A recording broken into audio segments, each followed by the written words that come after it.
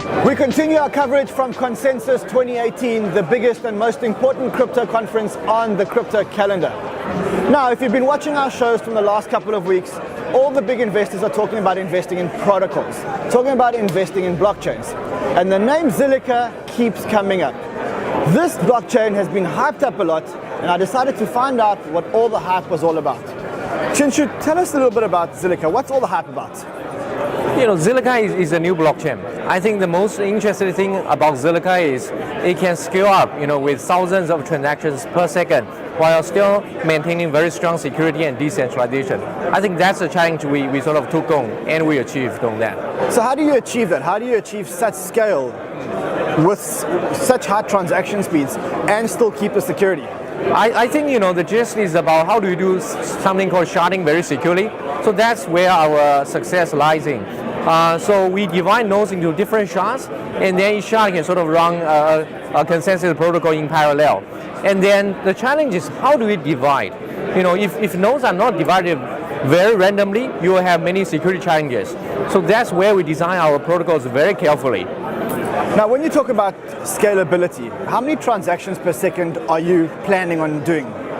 If you look at what we are achieving now, on a small network, about 2,000 nodes, we can achieve 2,000 to 3,000 TPS. But then that's really not our target. So that just shows like this thing works.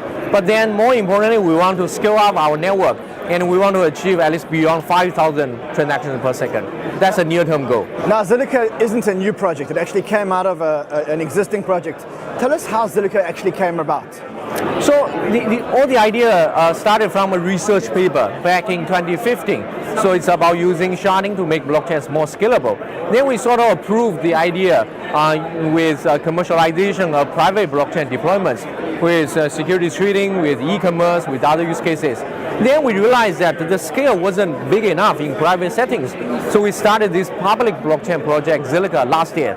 Now, we can imagine with a proper incentive structure for miners, we can have, thousands or tens of thousands of nodes in our public, Zilliqa blockchain network. So that's, how the project was started last year. Now, when we talk about a blockchain is not only about technology. A blockchain is also about the developer community, the support community, the foundation, if there is a foundation. What's your structure look like? How big is your developer community?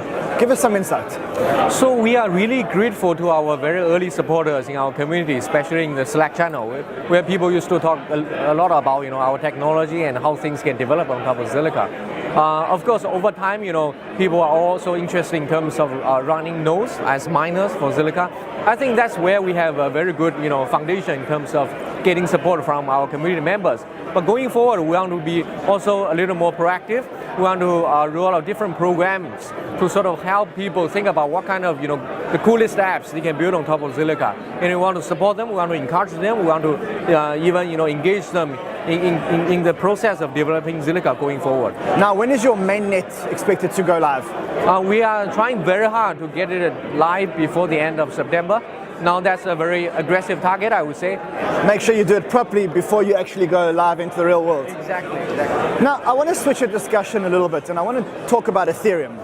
Do you think that with all these new protocols and blockchains that are coming up, what is the future of Ethereum?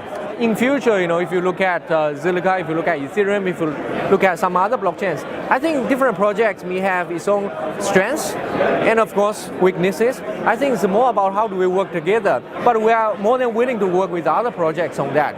I think, coming back to Ethereum, I also feel this is still a pivotal platform in the whole ecospace where, we can work together to achieve a better networking effect.